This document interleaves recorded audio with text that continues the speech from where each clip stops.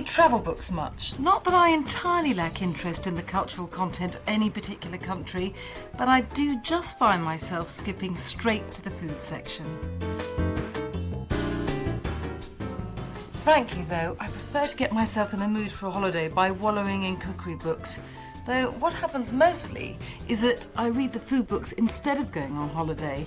But that's the way I like it. I really believe that so often to travel culinarily is better than to arrive.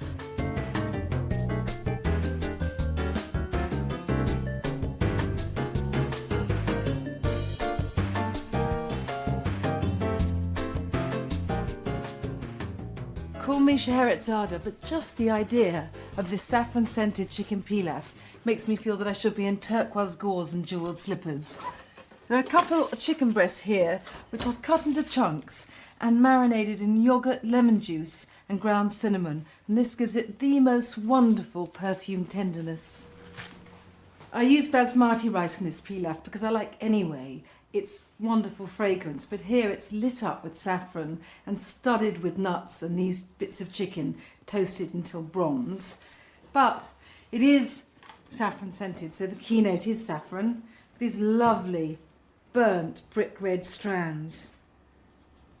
I'm going to add the saffron straight to the stock because this way you get all the goldenness and flavour permeating through the pilaf later.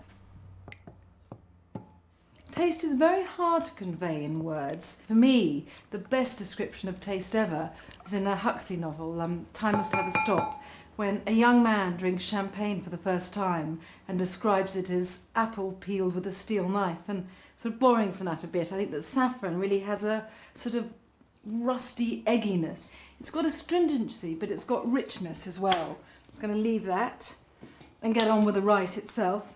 And I want to put butter and oil, but mostly butter, just a tablespoonful really, to stir in the rice first, just let it melt. Because the point again is always balance, and you have lightness but also sumptuousness, and some oil. This doesn't make it sort of heavy, it just adds slight richness, and I want this. There's something about a pilaf anyway, which is a feast. And I've got a litre of stock, so I need half that amount, so 500 grams of rice, basmati. The wonderful thing about basmati rice is it takes really 10-15 minutes to cook. Always my rice of choice. And just toss into the butter. Stir through just till it gets coated lightly and is glossy.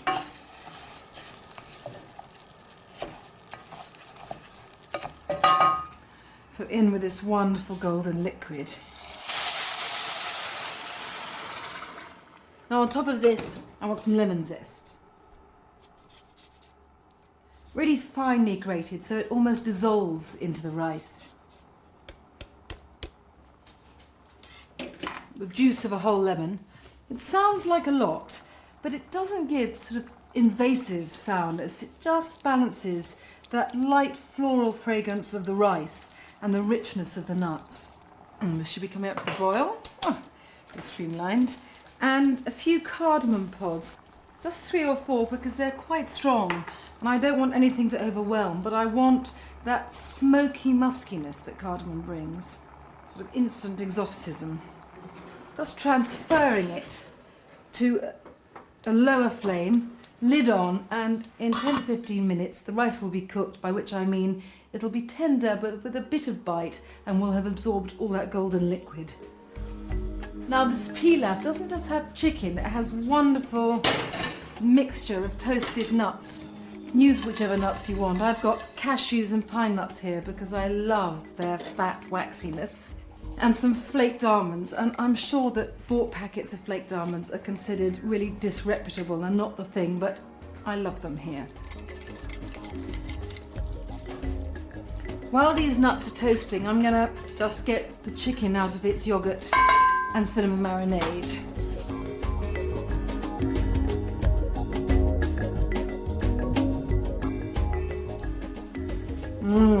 These nuts are just how I want them. Burnt and bronzed, so I can dispense with them. Now I need to give the chicken the same treatment. But for the chicken, need a bit of oil.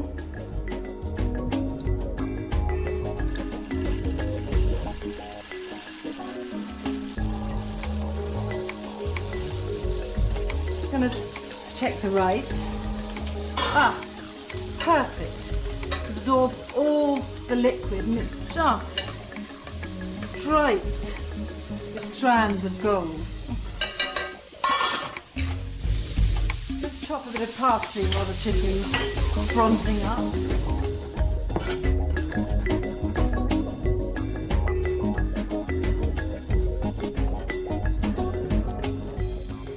Right, we're just talking about an assembly job now, which I always like.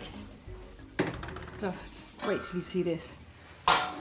Every time I cook rice, when I cook it a lot, I am freshly amazed at how much it swells up. I mean, look at this mound. Always, as ever, you just use a fork for stirring rice so that the grains don't clump together. Just tumble over these nuggets.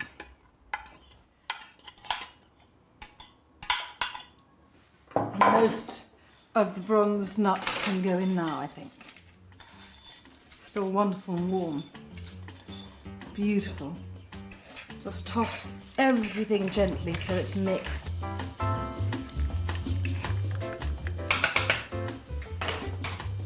Final few bits of these nuts, and then green hit of parsley and some slithered pistachios, not toasted in the pan because I want all that ludicrous greenness. And this is when this comes to life for me. A little touch of the Arabian Nights in sunny Shepherd's Bush. And how can that be a bad thing? I'm going to have to help myself now. I'm sorry, but I don't even know why I'm apologising.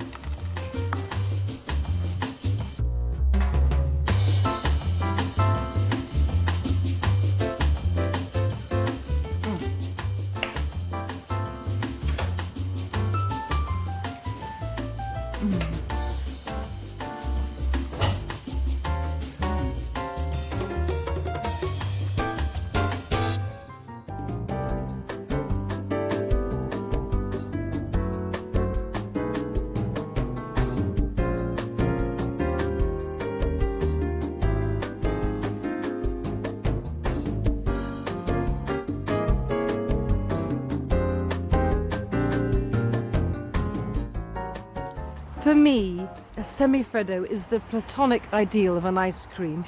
Its name just means semi-cold, which is that it's like ice cream without that hard bite, with the most fabulous texture, just satiny, smooth, densely melting and voluptuous. And this honey semifreddo, I tell you, makes me glory in every bee's existence.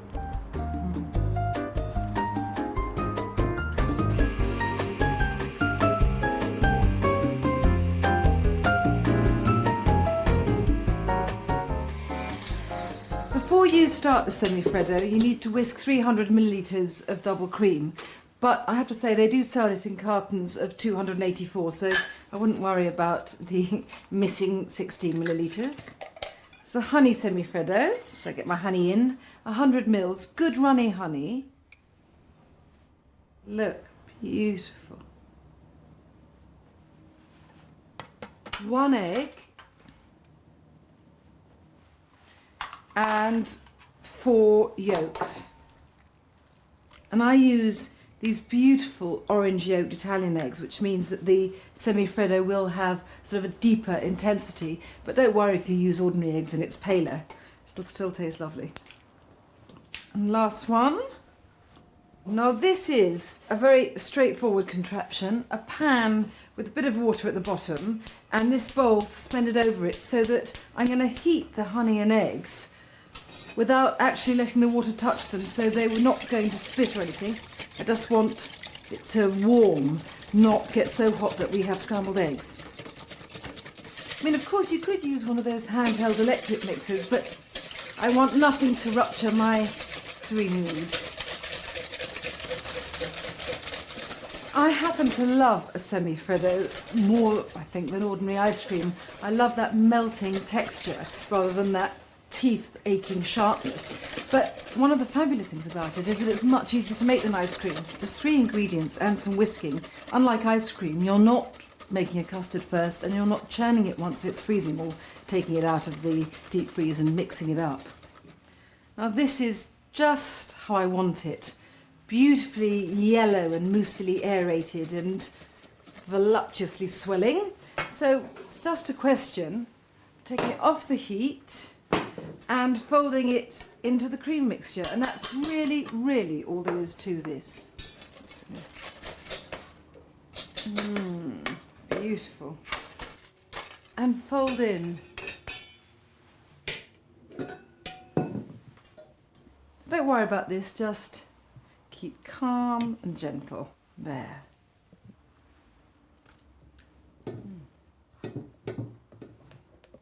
Now this is frozen in a loaf tin, not like an ice cream, but more like, I suppose, like a terrine, and already lined with cling film. And there it is in all its beautiful, pale, honeyed creaminess. Right, this just needs to be covered with a bit more cling film and then put in the deep freeze for about 3 hours till it's ready to serve. But if it makes your life easier, you can leave it in the freezer for up to 2 days.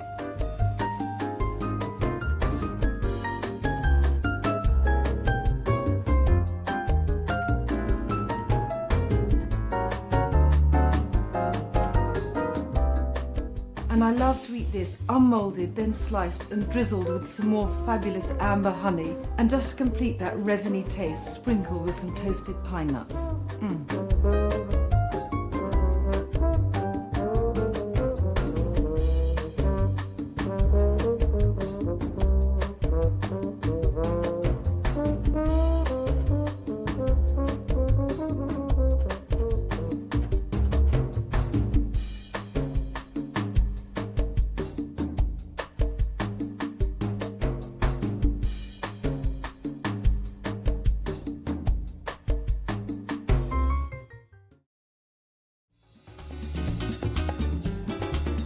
As far as I'm concerned, where there's bread, there's life. I mean, look at all this.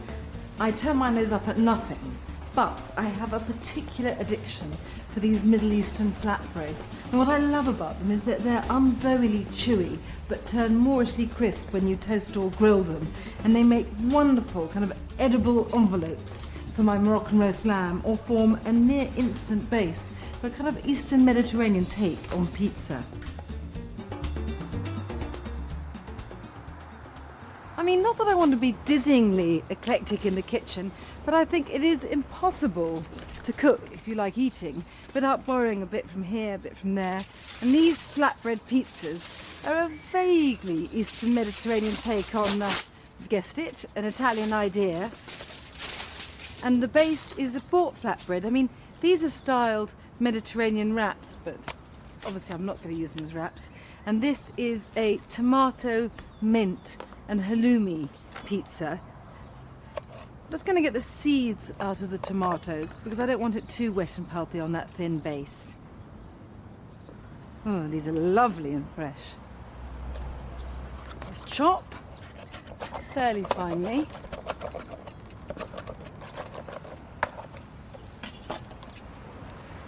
And just smooth these now pulpy tomatoes over the flatbread. And on top of the tomatoes, something I love so much, some halloumi, which is intensely salty Cypriot hard sheep's cheese. Again, chop this very finely, or you can crumble it with your fingers. This won't melt and go into that sort of stringy goo that mozzarella does, but it does sort of meld into the tomatoes and soften. And the saltiness of the cheese against the sweetness of the tomatoes is wonderful. So just sprinkle the halloumi on top. Bit of dried mint. Now, an Egyptian friend of mine introduced me to the joys of dried mint. Just has a depth and sweetness that is lovely, and when this is cooked, I want just to blanket it with some freshly chopped mint, and it's as if the freshness of that mint really complements this dried muskiness underneath. Aha, bit of olio, not too much.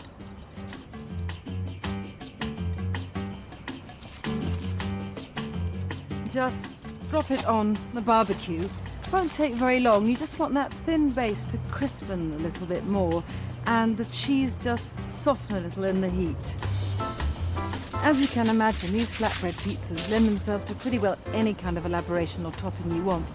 And this is a chili and coriander pizza with some ground coriander, lovely, sort of intensely, deeply grassy. And pour in a bit of oil, and just as the mint, halloumi and tomato pizza is sort of partnered by some fresh mint at the end, so this has to have a really lovely leafy covering of fresh coriander once it comes off the barbecue. It works so well pairing the sort of scorched, nutty spiciness of the ground dried herb with the final smattering of the fresh. These aren't thick, wodgy pizzas. I mean, there's something a bit poppadom-like almost about their base. Okay, so on with this. And finally, something I really love, such an easy thing to do, a Zata flatbread. Now, Zata is a bought Middle Eastern spice blend. It's a mixture of wild thyme, sesame seeds and ground sumac. All I'm going to do, so you can see how easy it is mix that with a bit of oil, a bit of brushwork I'm in the mood for. Let's brush this on.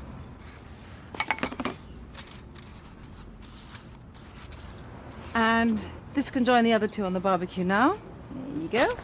And it's really just a question of cooking until that thin base is even crisper and everything is beginning to ooze in and melt slightly, and they're best eaten, I think, just cut into spindly wedges with, I don't know, a drink before dinner or lunch. I'm going to put this on just for a minute just to speed up the process because I'm too impatient, and start chopping my herbs to go over the pizzas when they come off the barbecue.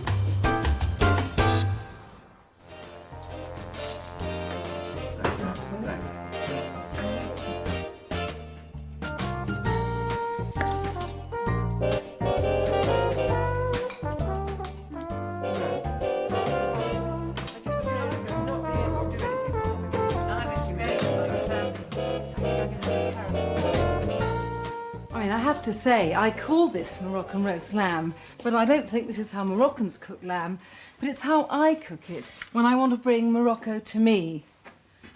It is just a leg of lamb here, which is transformed so far from your idea of a normal Sunday roast by my magic ingredient, the most wonderful Moroccan spice blend, Ras El Hanout, containing just about every exotic spice you can imagine, and flecked with rose petals. Oh, so beautiful. I have to read this to see exactly what's in it because there's so much. Galangal, the rosebuds, ginger, cardamom, cayenne, allspice, lavender, cinnamon, and about twice as many as that, including absolutely some Nigella seeds.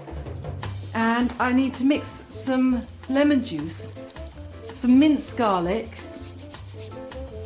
olive oil, and some freshly chopped coriander just for another hit of pungency. And then what I'm going to do, and I love this bit, is stab the lamb with the end of a sharp knife and push the spice mixture into the holes, smear it over the top, chuck it in a plastic bag and leave it to marinate for an hour or so.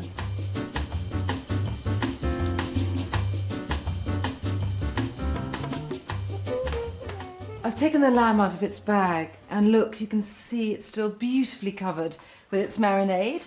I've preheated the oven to gas mark 6, that's 200 degrees centigrade, and I'm going to give it an hour and a half, by which time it'll be aromatically blackened on the outside, and I do mean charred, but still juicily pink and tender within.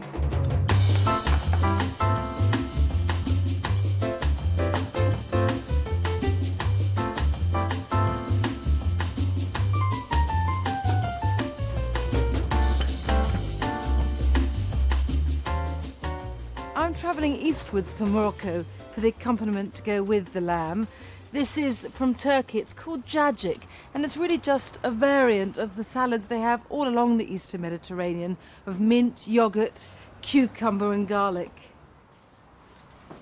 The lamb is about to come out of the oven, so it's a perfect time to make the cacik. I did peel and chop this cucumber, and this couldn't be simpler. It's just a question of mixing all the ingredients together. So after the cucumber, some wonderful Greek yogurt, and what I love about this is the contrast between the smooth coolness of the yogurt and the heady scented-ness of the spiced lamb. Oh, and I love it as well, stuffed into warmed pita breads for sort of different kind of cucumber sandwich. A garlic clove is what I need. There's more if you want this really hot. Just grate it in, mince it in. Some dried mint, just a sprinkling. And some lovely crunchy salt. And of course, some freshly chopped mint from the garden.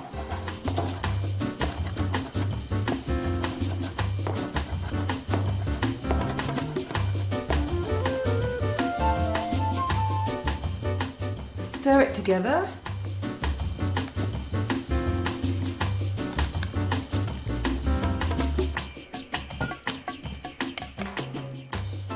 What I want to do now is drizzle with a lovely green ribbon of olive oil.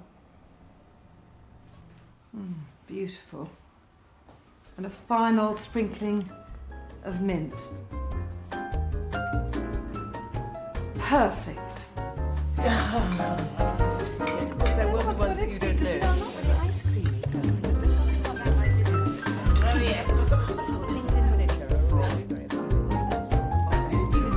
But actually, pure is much less. Not Francis Ford Coppola style.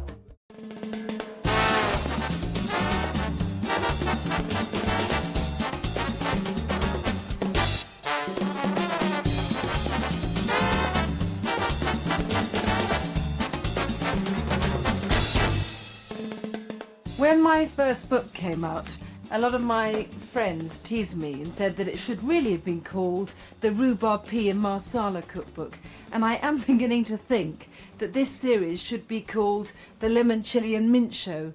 But I'm not apologising for that. I mean, restaurant chefs have to dazzle us with their novelty, but at home, cooking with familiar ingredients is what it's all about.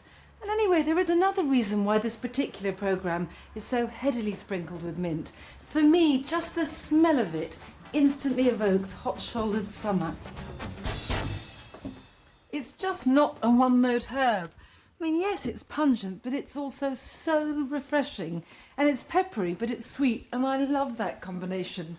And I use mint, untraditionally I admit, in my version of a gimlet, which should be vodka or gin and lime cordial. But I like fresh lime, summer sharpness, bit of sugar, and then, this is the bit I like, mint in, 2 leaves, fish it about to get all the flavour, and this is called muddling when a bartender does it, although admittedly he doesn't use a rolling pin, but I do not have any specialist tools for the job. Bit of vodka, fizzy water, just a bit, just summer spritz, and ice.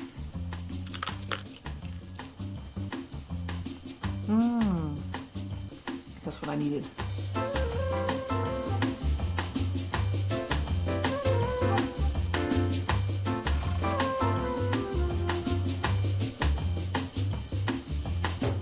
I make this squid salad such a lot, and one of the things that draws me to it is the deeply green, herb-rich dressing. I've got mint and coriander there, and I'm going to add little parsley. And to this lovely bed of deep, deep green, a lime, whole lime, and it really adds something, the whole fruit, because you get all the juiciness of the pulp as well. So not just the sharpness, but also a bit of body. Garlic clove, which I'm going to snip a bit to make the chopping easier. Little green chilli, just for a bit of heat. Some fish sauce. I love the sharpness of lime, but I adore the saltiness of fish sauce. And a sprinkle, about a teaspoon of sugar, just to counter the saltiness and sharpness of the dressing so far. Also, I think it brings out the flavour of the herbs. My mother always put sugar in mint sauce, so it reminds me of that. On to blitz. And then some groundnut or any vegetable oil. Groundnut oil becomes a wonderful carrier for the herbs, the garlic, the lime in the dressing. Perfect. Oh, it is so deeply, intensely green. It's like liquid snooker bays. Look at this. Well, that's the dressing. Now the squid. Baby squid, really tender. Which I've cut into rings, and I'm going to quick fry until the rings turn sort of pale pink. Really, just needs a couple of minutes. I love how the white of the squid takes on the palest of pinks, and those crowns of tentacles curling up so deeply pinkly. And that looks about it. I'm gonna decant into a bowl.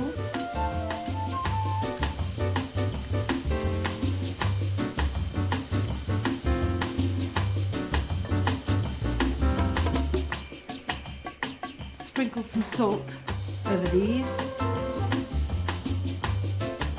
Just gonna put the squid there just to cool a bit while I get on with the salad, which is nothing more laborious than arranging a few salad leaves. I mean, there's rocket here, but you could use a packet of designer leaves from the supermarket.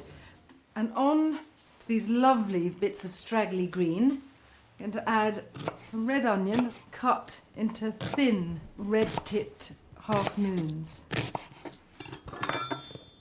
And strew on top.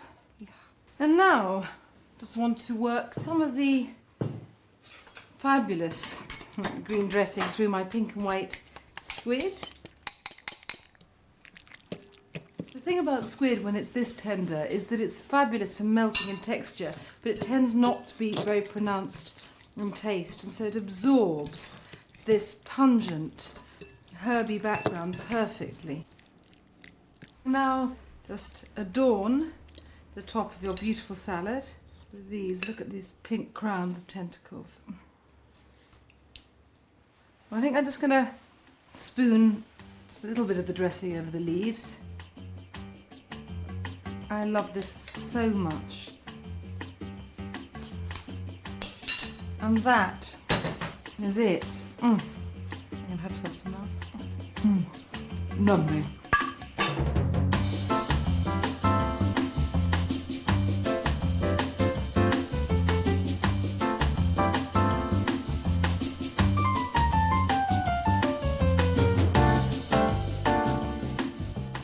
Some food combinations are so perfect that you can't imagine anyone ever needing to invent them. I mean, think of tomatoes and basil, or lamb with rosemary. And for me, there is mint with sheep or goat's cheese. There's just something about the peppery coolness of mint against the salty tang of halloumi or feta, or sharp and creamy chèvre that just makes me drool. These flavours work so well in this simple summer salad with halloumi. First, in an oilless pan, fry slices of halloumi until slightly scorched and golden. Then make up a simple oil and lemon dressing and sprinkle in some chopped mint. Finally, drizzle the mint speckle dressing over some crunchy salad leaves topped with the halloumi slices. This Corsican omelette combines soft goat's cheese and fresh mint. Lightly fry some chopped mint in butter before pouring in some beaten eggs. Crumble in the creamy chèvre. The salty sharpness of the cheese again contrasts wonderfully with the fresh hit of the mint. Sprinkle with a final topping of mint and dive in.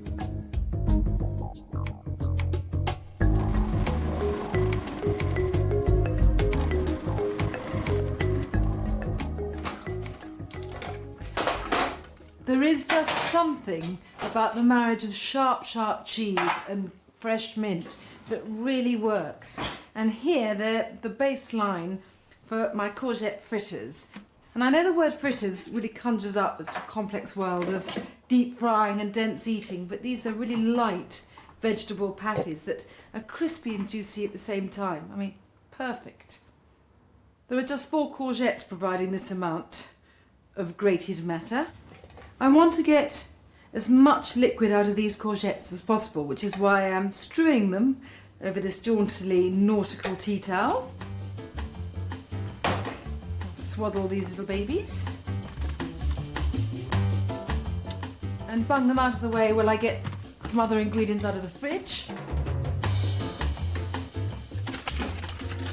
Eggs, spring onions, feta, my salty sharp cheese of choice here.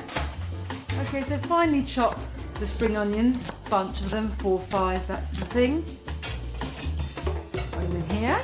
And these are wonderfully herby little patties, and my herbs of choice today: mint and parsley. Oh, again finely chopped.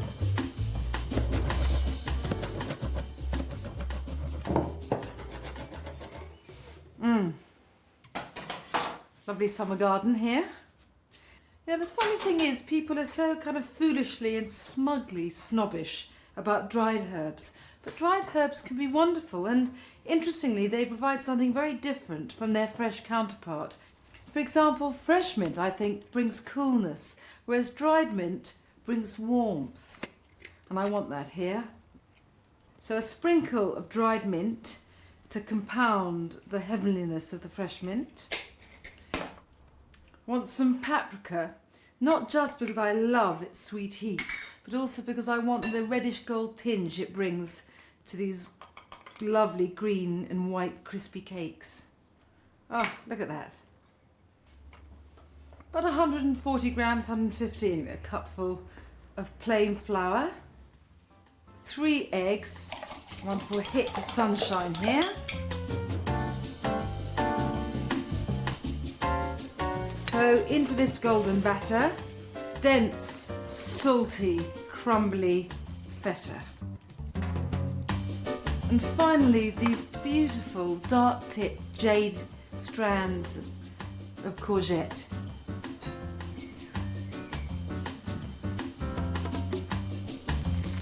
Now everything's juicily combined with these lovely strands hanging out. Just need to put the pan on the heat, some olive oil in it, and dollop them in and fry them.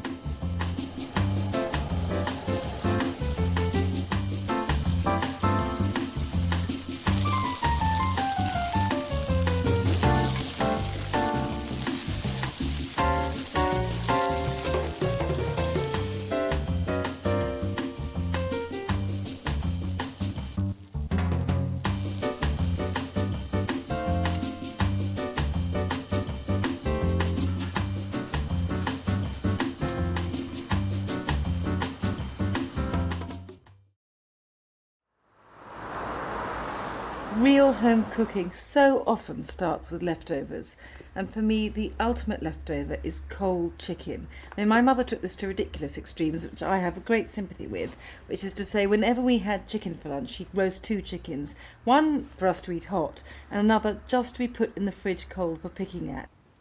And I was looking through my maternal grandmother's recipe folder the other day, and I came across her recipe for coronation chicken, which I remember very, very fondly. And she always put mango chutney in hers. And although I wanted to rework it entirely and have, I wanted to keep the idea of the mango, but I've used instead fresh mango, which works incredibly well. But of course, given the year of its birth, I couldn't anymore call it coronation chicken, but instead, please forgive me, golden jubilee chicken.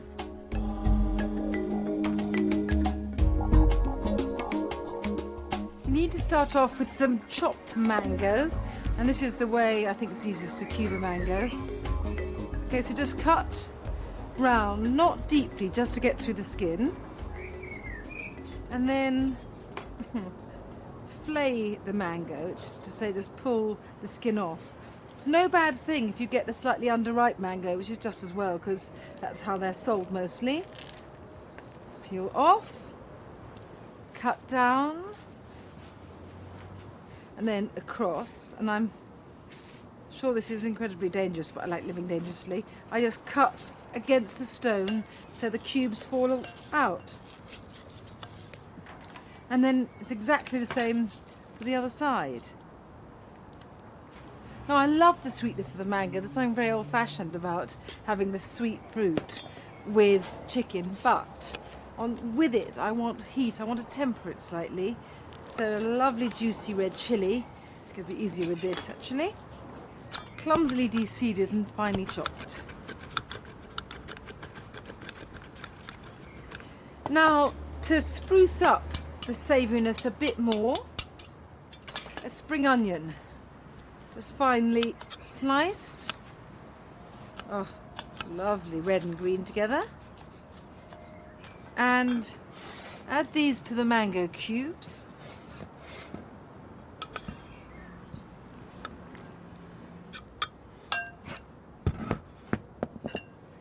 Now, some lime juice, very important, because although I love the sweetness and the hotness, sourness brings everything to life. Just squeeze in. Starting off with one, you can always add another lime at the end when everything's assembled. So this really is the basis of the salad and its dressing.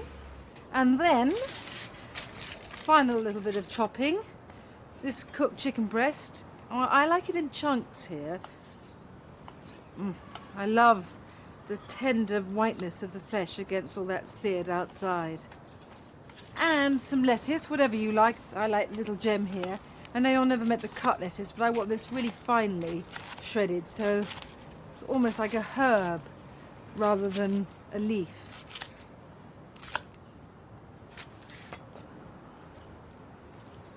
And for wonderful pungency and earthiness, because I think the lovely thing about the blandness of chicken, if you like, is that it really can carry other flavours. Some coriander.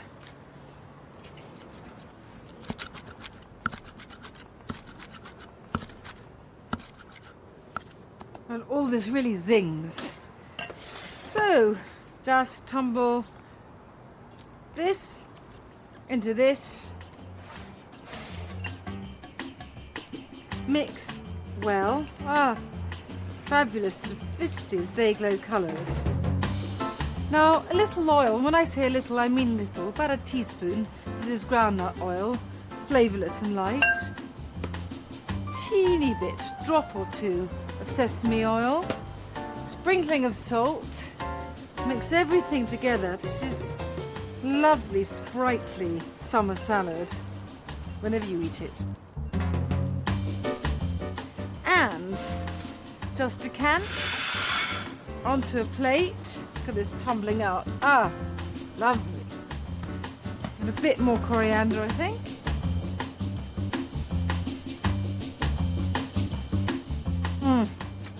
Perfect summer salad whenever you eat it.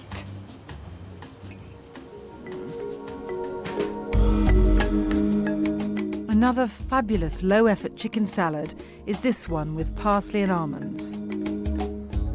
Throw some roughly shredded chicken into a tangle of unchopped flat leaf parsley and toss together. Toast some flaked almonds and scatter over the salad, along with a generous sprinkle of Maldon salt. And that's it. Your work is done. Just eat. My Caesar Cleopatra is a twist on a classic Caesar salad. Make the dressing simply by whisking lemon juice, oil and grated parmesan into an egg yolk and pour oozily over some cos lettuce. Toss with chunks of cold chicken and avocado and give a final grating of parmesan.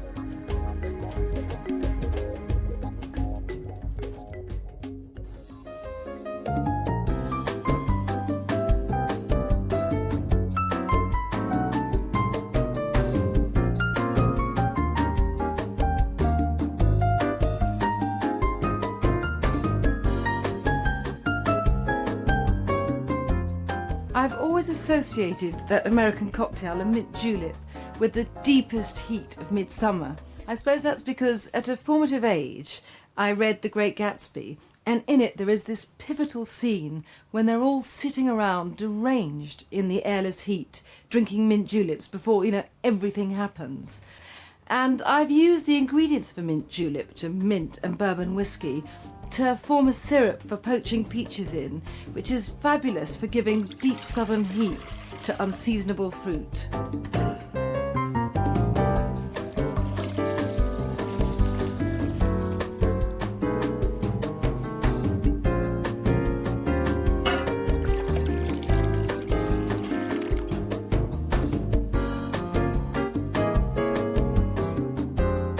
I'm just going to turn this gorgeously aromatic syrup down to simmer, and then the peaches that are to be poached in that syrup can be cut.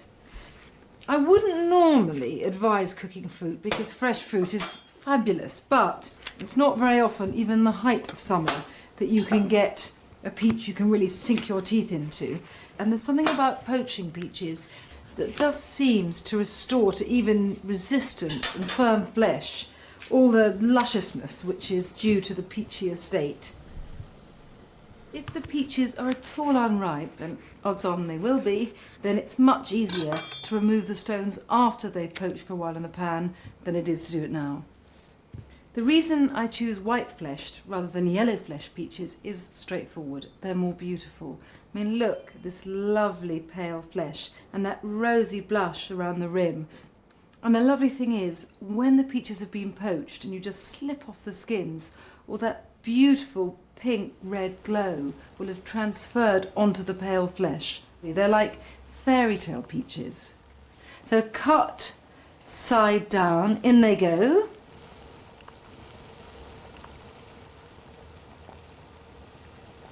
So the peaches are in. Now there's a reason why I use bourbon. Well, obviously it's because it's the key ingredient in a mint julep. But also, I just love the rounded spiciness of bourbon, which Scotch doesn't quite have. But if you've only got Scotch in the house, that's fine. Not red wine, simply because that would stain them and dye them. You'd lose all that beautiful paleness. I love the way the peaches seem to ooze their pinkness into the syrup, and then the syrup oozes back its bourbon spiciness, and it works perfectly. You don't need to make this up from scratch every time. You can let this cool after you've used it and then freeze it, and then next time you want to make these you've already got your syrup there. But I have to say, a really fabulous way of using this up is to boil it down so you have an intensely peachy bourbon syrup and then pour it hot over cold vanilla ice cream. I'm going to turn these over now and you'll see why I cook them cut side down first, because now they're cut side up, which means when I want to test them to see whether they're ready, which I do in a very primitive fashion by spearing with a fork, it means at least I'm not going to mar their blushing, humpbacked beauty. When they're cooked, they should feel tender but not flabby, and it's hard to be precise to say exactly how long this will take. When they're on the cusp of ripeness, maybe a minute or so each side should do it, but when they're really firm and underripe, you could go as far as 4 minutes aside. So, just take these lovely little babies out. like fairy tale peaches. What I love about poaching peaches like this is that you get that hit of intensely fruity midsummer whenever you want, because you can buy peaches really all the year round. And since this takes all the winteriness out of them, it's fabulous. Summer restored. So let these cool a bit before I start manhandling them. And what I want in the syrup is for it to be even more intense. So this means hiving off some, like 200 millilitres, into another pan. Add a splosh more bourbon, and then let this bubble away, getting deeper in taste and colour and thicker. And then when this is cooled, you can pour it over the beautiful skinned peaches, dot with roughly torn up mint, and just eat and taste the whole of summer.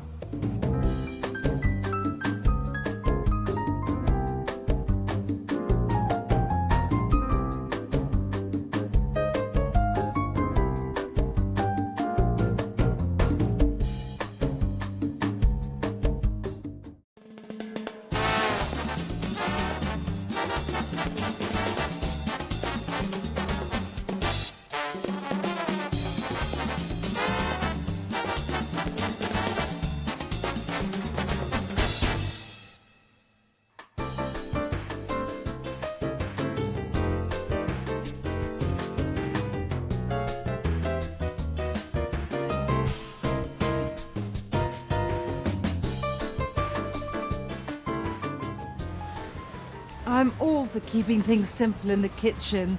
Believe me, I want an easy life. I weep when I read one of those recipes when it takes a whole lunch hour just to get through the list of ingredients, let alone do the shopping. Anyway, you don't need a lot of ingredients if the ones you use really hit you with flavour. I mean, look at these. This is why I go in for a little off-the-shelf exoticism, because I know if I have one of these pre-blended spice mixes at home, I can cook something really special after work any day without any effort whatsoever.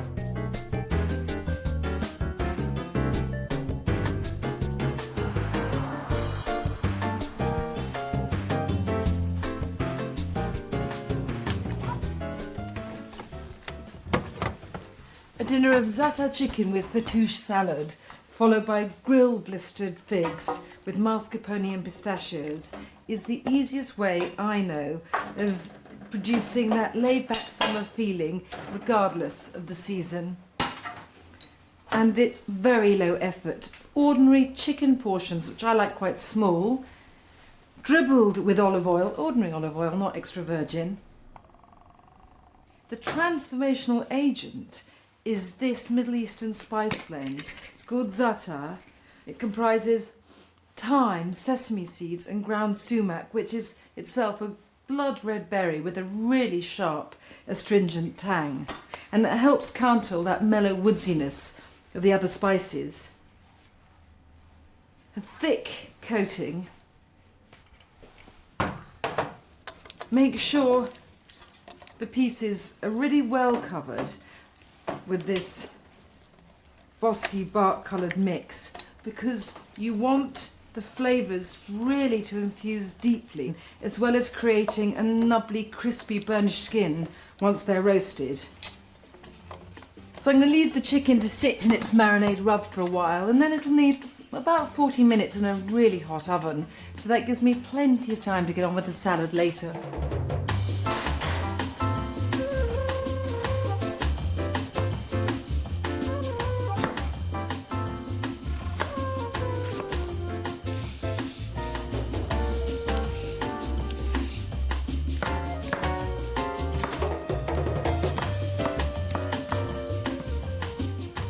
All cultures have ways of using up stale bread.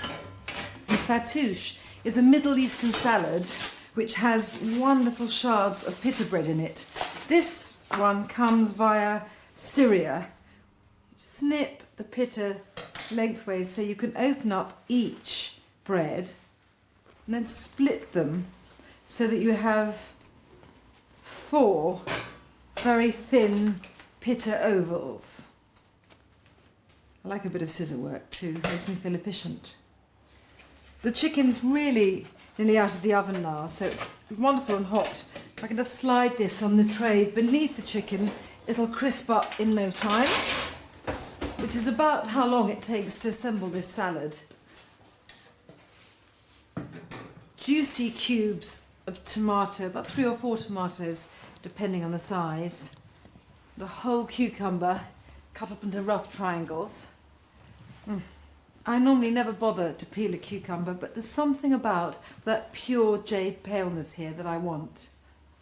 Although this is cool and refreshing, it has to have a bit of fire, even if it's only a mild bit. And for that, I want some spring onions. 3 or 4, depending on how fat they are. Just snip. There's no need to make this fattoush just to go with the oven bronze chicken there. I do, just simply because I've got into the habit. It's a kind of no-brainer when I've got people for dinner after work. I know I've got supper together. But if you wanted, this fattoush would be lovely as supper in itself, but in which case I might throw in some chunks of salty feta. Mint, which I am mad for. Great fat bunch of it, which along with the cucumber is so cool and refreshing. I want the mint chunky, rather more like a salad leaf than a bit of chopped herb. It suits me anyway, and this is a very rough and tumble salad, or it is the way I make it. Parsley as well. You need hardly chop the parsley. A few chops and we're in. And a bit of garlic. I just find it easier to mince it straight on top of the salad, but you can easily make up the dressing separately. I think the pitta should be about brown by now. They are. Perfect. I have asbestos hands, but you may prefer to leave the pitta before snipping it in. I like to have most of the pitta in the salad now to absorb all those herbs and juices, but I like to leave 1 or 2 back just to snip over at the end for contrast and crunch.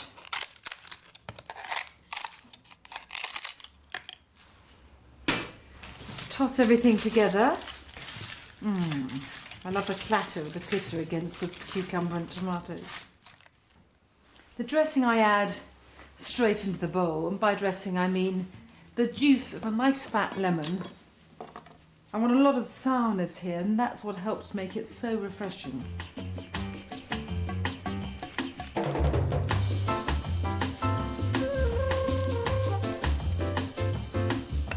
And some olive oil.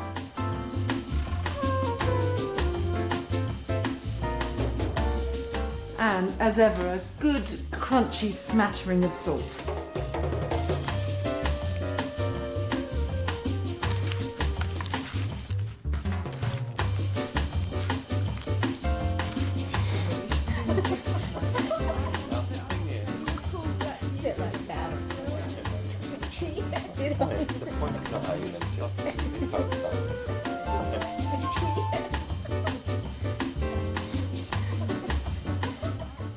Chicken is really well cooked, darkly and thickly spiced.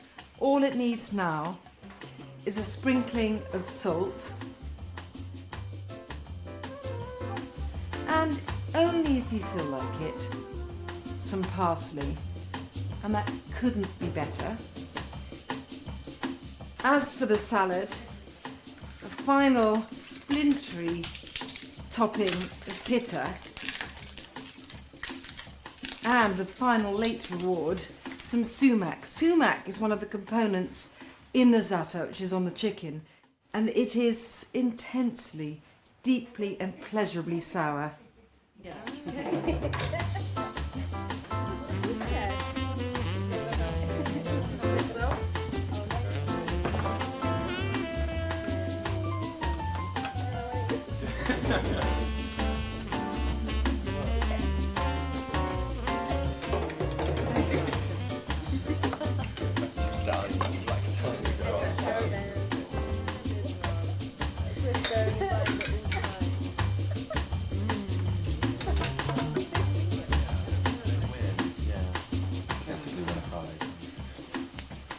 My idea of heaven when I'm on holiday is to have breakfast from figs just picked from the tree.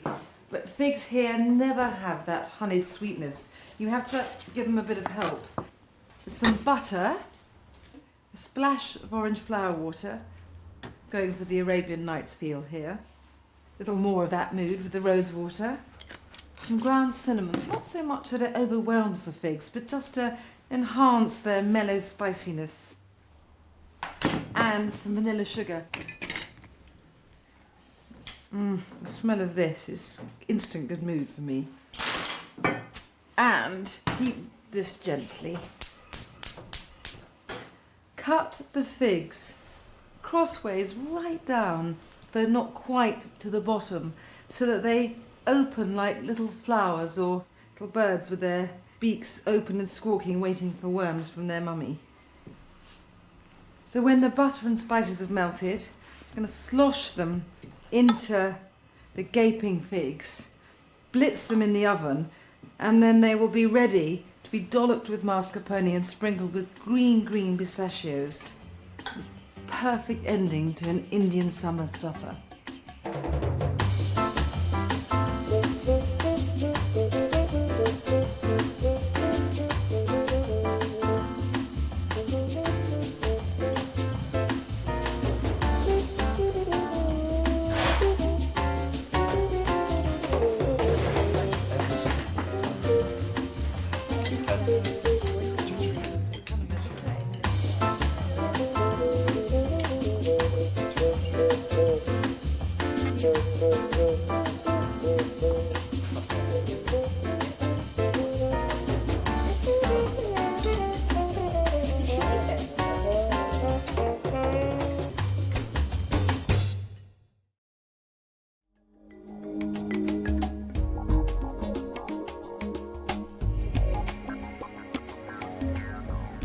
I have such a passion for Japanese food, but I am never going to start hand-rolling my own sushi or chiseling radishes.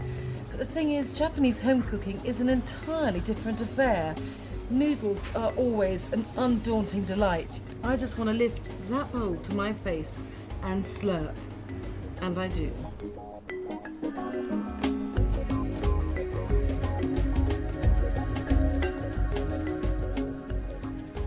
I love the Japanese way of eating cold noodles. I am aware that the notion of cold noodles is not exactly an invitation, but in reality there is something about that slippery tangle, mouth-filling, that is just wonderful. Those are soba noodles, which are largely buckwheat, which gives a lovely thick nuttiness to the pasta. I want some sesame seeds toasted while I'm about it. Just means scattering them in this pan and letting their flavour come to the fore as they get golden and slightly scorched. The noodles are cold, and so they have a dressing rather than a sauce, and quite a scant one. First being rice vinegar, lovely sharpness. But everything needs balance in life, and against the sharpness of the vinegar, a bit of honey, the same amount of toasted sesame oil,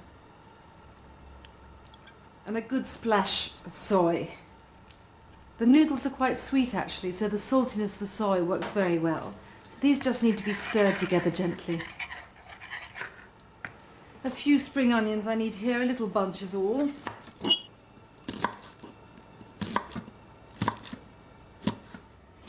bit of a shake to my sesame seeds. And the seeds look just about done now, lightly scorched and toasted. Quick final check here. Perfect. Quick drain, and then they need to be drenched with ice cold water just to stop them cooking so they don't go mushy.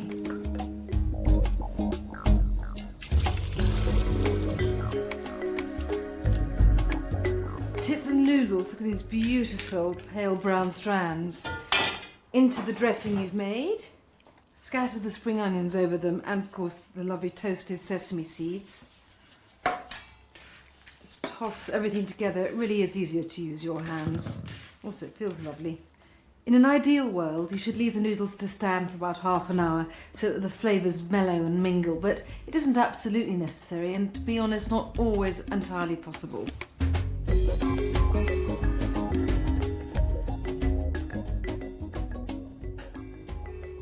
When I make these for myself, I tend to eat just a huge bowlful of them, as they are. But if I've got some friends coming round, I love to make some seared tuna and gingery broccoli to go with. To make this old favourite of mine, tuna tataki, take a log of ludicrously ruby tuna, paint it with oil and mustard, and roll it in coarsely ground peppercorns to form a smokily hot crust.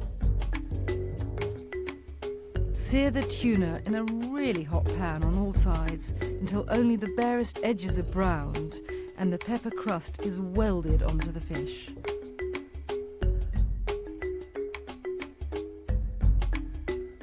Cut into the finest slices you can and sprinkle with spring onions and twiggy strips of cucumber.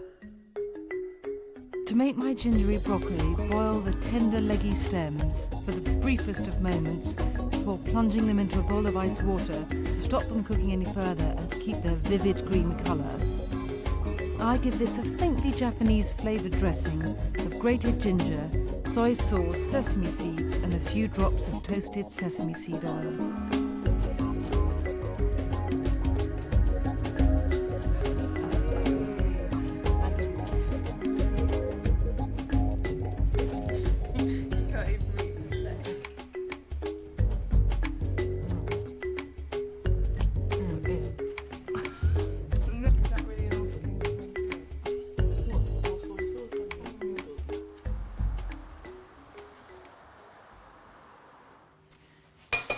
Sometimes I want to go the holy way of the noodle, steamed veg and seared fish.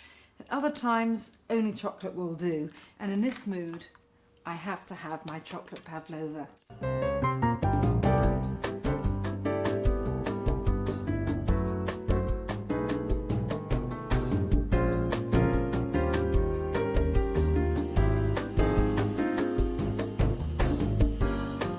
So that's 6 egg whites, which need to be whisked till they're gleaming and satiny. Now this is the stage, and I want to start adding the sugar. Can you see these beautiful, white, smooth, satiny peaks? This is why a pavlova is called a pavlova. It was created in honour of Anna Pavlova, the ballerina, after a no doubt fabulous performance in Swan Lake. And this is her bending over with all her tulle. But first, the sugar, because meringue really is just sugar and egg whites. 300 grams of sugar for the 6 egg whites. Just add a spoonful at a time, serenely, slowly, unworriedly.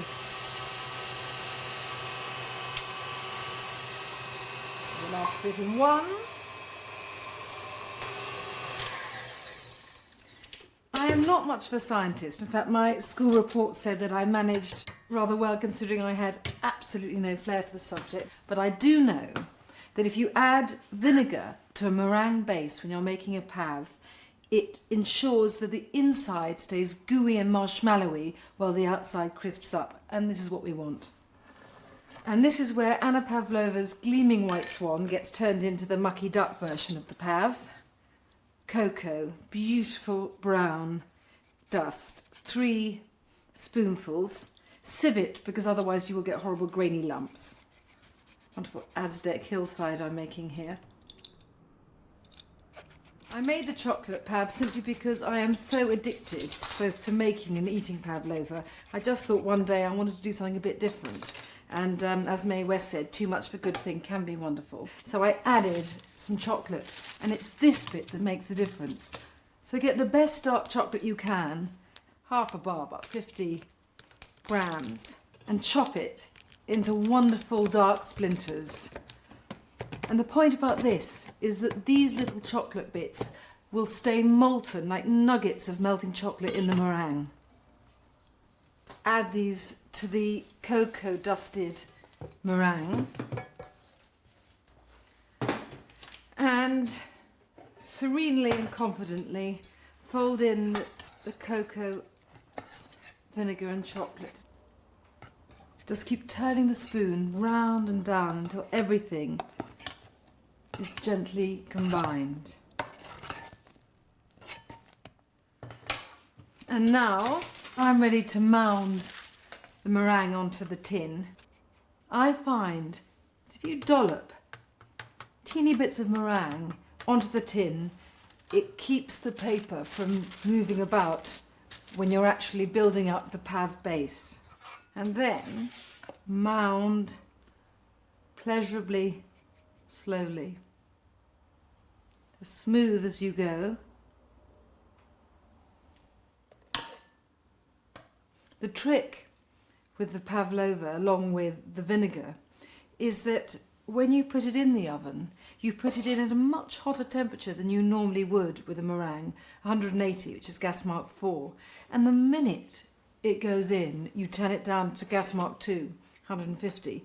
And this means that the outside sears to a sudden crisp, but the inside cooks slowly and gently, so you have that brown, melting, gooey marshmallow interior.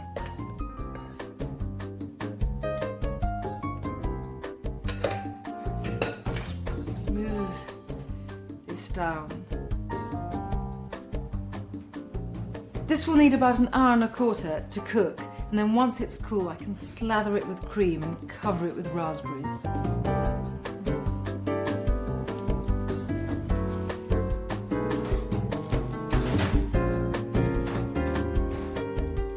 I have a line I always say, and when I say it I believe it, which is that unlike most women I don't have a particular thing about chocolate. But I ask you, is this the cupboard of someone who doesn't have a thing about chocolate? I have an excuse for the dark and white chocolate buttons because I do use them all the time in cooking. Otherwise, I don't know what my excuse is. I do tend to buy things whenever I go on holiday. This is like a really big one, a kilo, like a gold ingot of dark chocolate.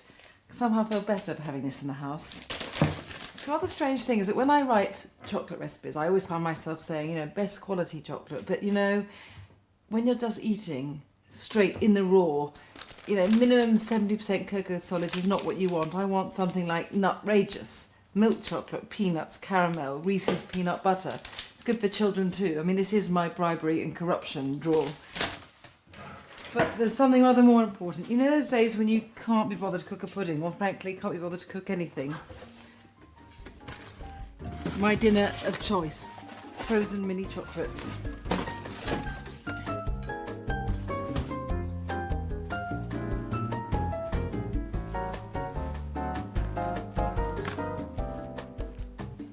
The meringue base has been out of the oven and should be cooled and is beautiful.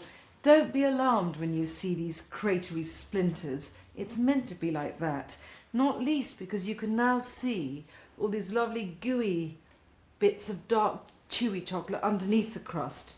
And anyway, this is not conveyor belt cookery, it's home food. It's meant to look like this. On top of the dusty cocoa layer, a fat, gleaming wodge of double cream. I wouldn't worry about doing this too neatly, just sort of splosh it on.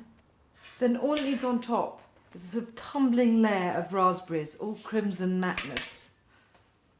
Fabulous. And here they come.